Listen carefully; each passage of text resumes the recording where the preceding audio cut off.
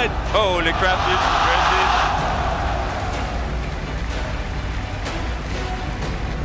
The 2v2. It's Doublelift and Mad Life versus Diamond and Bjergsen. Anything could happen.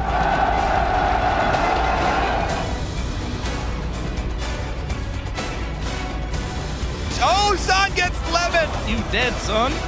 The Nexus itself is going to be focused, and OMG get themselves into the finals here.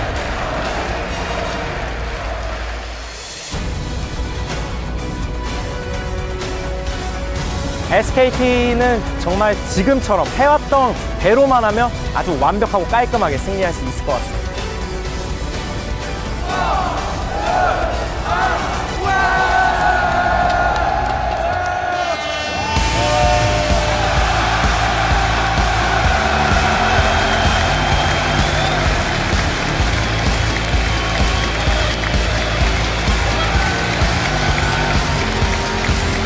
Welcome to the culmination of All-Star Paris 2014.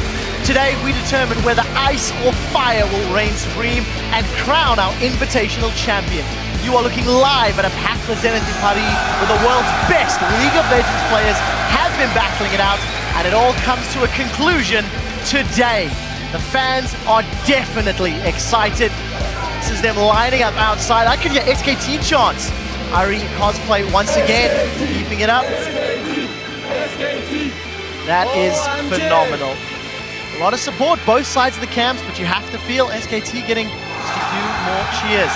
Doublelift, of course, we'll see if he can help his challenge team secure victory. SKT making their way through to the venue. This is definitely going to be an action-packed day. Hello and welcome to our continuing coverage of the All-Star event. My name is Trevor Quickshot Henry, and with me are some of the top minds in League of Legends to help break down the plays as they happen today. From the European LCS is, of course, my fellow co-caster, Martin Deficio Linger. From Evil Geniuses, we have Mitch Crepo Forceballs. And from the Diamond tier of punning, David Freak Turley.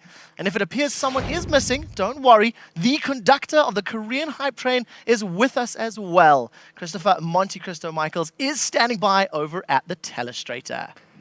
Thank you, Quickshot, and it's all aboard the Korean hype train. It's about to pull out of the station, and I'll be back punching tickets shortly. I'm looking forward to those indeed. Now, the epic event is being beamed out by our stalwart broadcast crew, who have been working hard to ensure we capture every thresh hook, every culling, every shockwave, and the pulse-pounding moments from inside La Zenith for our fans everywhere around the globe. The entire show is being broadcast in 16 different languages and by 23 different broadcasters, including OGaming's Chips and Noir, who are providing the French language coverage. OnGameNet is here covering the event for Korea. League of Legends Pro League is broadcasting via remote feed in Shanghai. And once again, we have our crew on the ground bringing you all the action, including Joe, Kobe, and D-Man over at the caster's desk. Thank you very much, Quickshot. It is good to see you once again. And hello, everyone else. I'm Lee D-Man Smith, and here at the caster desk is Joe Miller.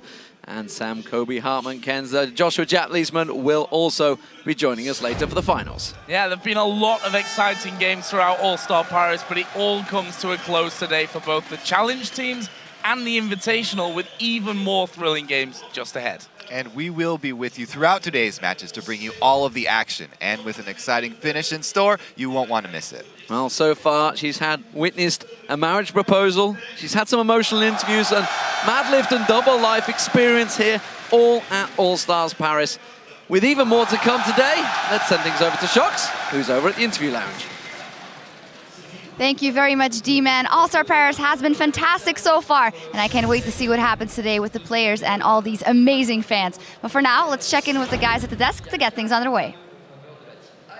Thank you very much, Shox. We started the week with 5 teams representing North America, Europe, Southeast Asia, Korea, and China. And the first to fall out of the running was the Taipei Assassins, who went 0-4 in the group stages. And they did not make it into the playoffs, unfortunately. So that does leave 4 teams remaining. Now, Cloud9 from the North American LCS, they defeated OMG in the group stages, but were shut down in a very decisive 0-2 loss to the Chinese powerhouse in the semi-final.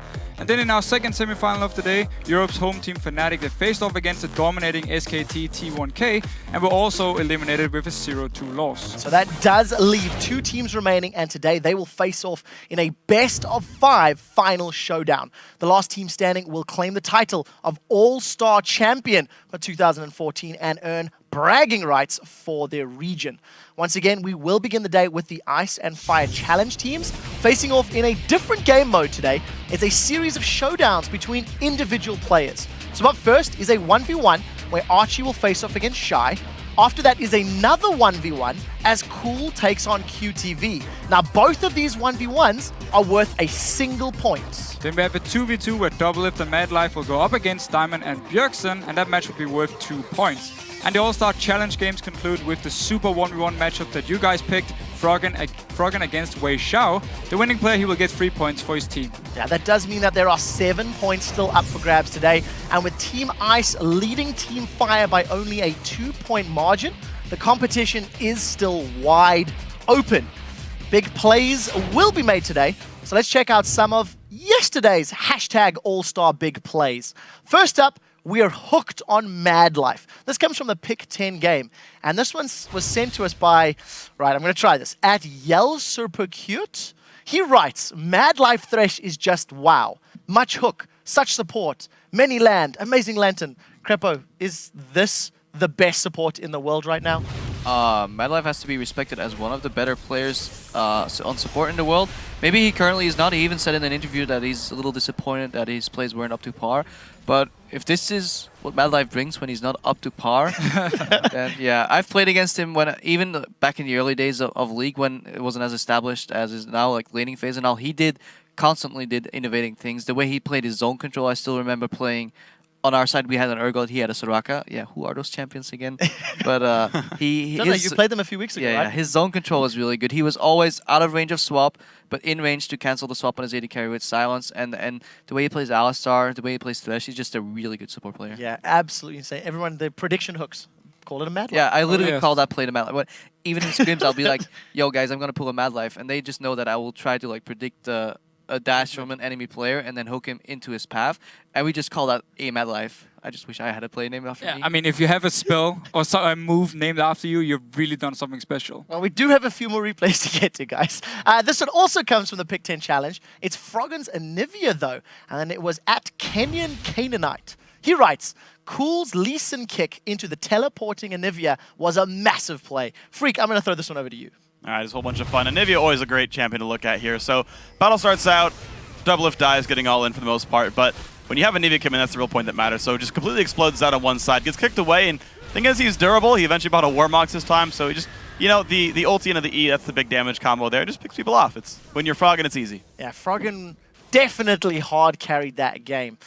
For you guys at home, make sure you send us those tweets, hashtag All-Star Big Plays for today's plays. Now, let's turn our attention to the final. It is a best-of-5 between SKT, T1K, and OMG.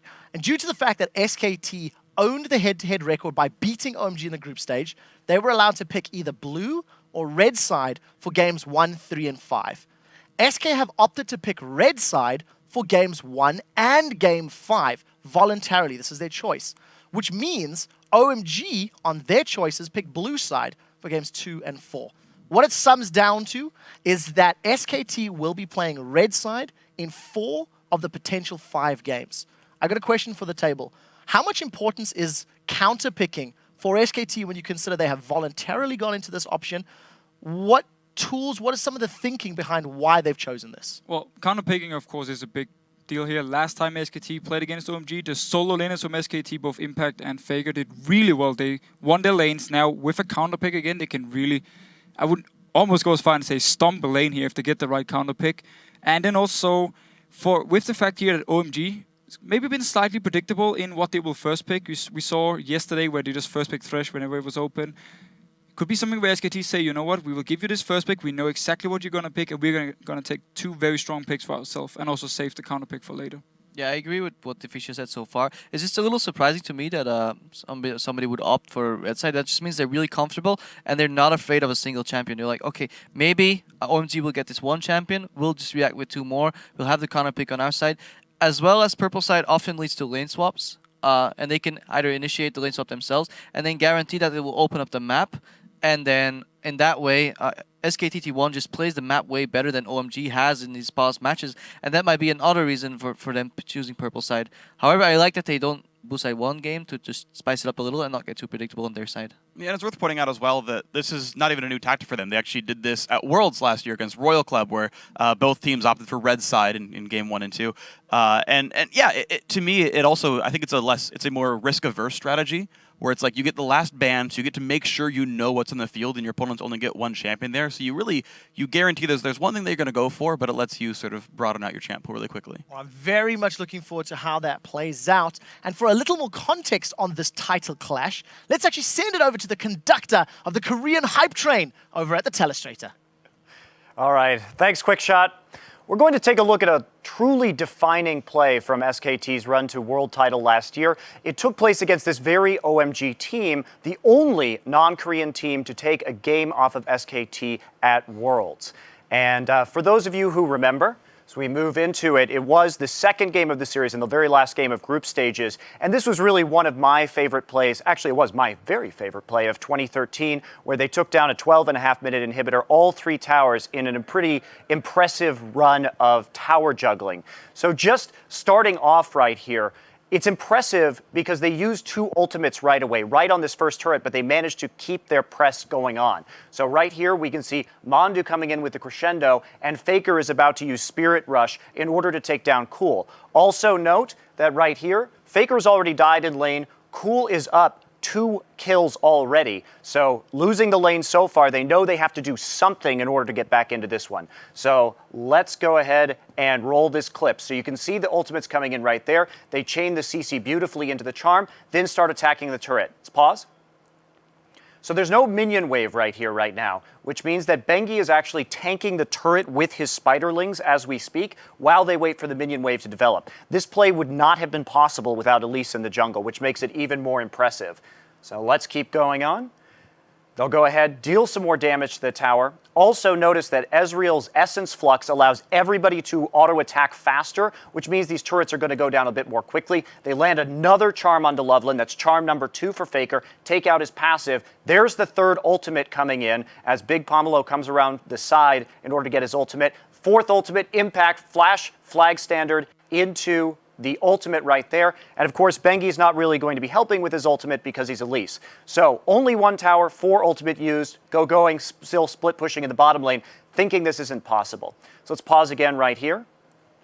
So in this situation, again, we can see the spiderlings going ahead, tanking the turret. And what we're about to see is an amazing display of aggro juggling right here within the turret radius as everybody just weaves in and out, and also another great charm by Faker. Let's keep going.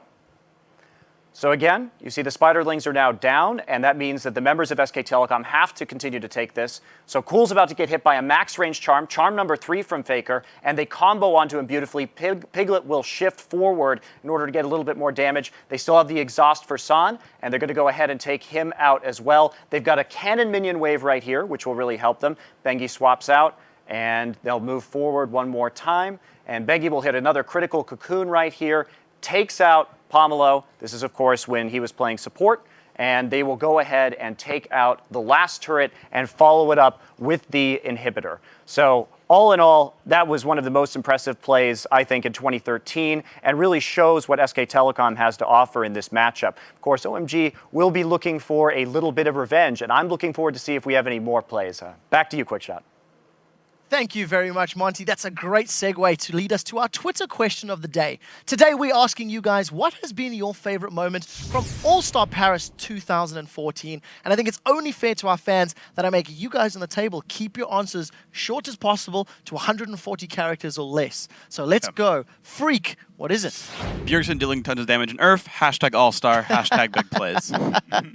Creppa, what's your favorite moment? 3 characters. Three 3 characters. You've just used 3. Okay, I'm done. Having Monte Cristo at the desk has been my favorite. No, I'm lying. Very cute. But I'll keep the lie alive. It's backwards today, it's fine. Tafishio, what's your moment? Listening in to SK Telecom, doing the gang and bottom lane against Fnatic, where we got to hear the communication, how chill they were, even though there was a big fight going on compared they are to... telecommunication. Yeah, good point. touche, But just touche. compared to like Alliance, where it's 10 people just screaming at each other, or 5 people, hopefully, more, not 10, screaming at each other, kill, kill, kill. I like SK Telecoms more. I like them using all of their own skins, actually. That was pretty cool. You guys at home send your responses to us at LOL Esports. Along with that hashtag All-Star, we'll be checking out your answers and highlight a few of our favorites later on in the day. It is time to take a very short break, but when we return, it'll be the challenge showdowns between teams Ice and Fire. Let's see who will win those 1v1s and 2v2s. They are loading in right now. You can see the players getting set up on stage, getting ready to go. And remember, it is Happy Mother's Day. OMG pays all the proper respects to mothers as we do leave you. We'll see you in a few minutes, guys. 节日快乐，我们会加油的。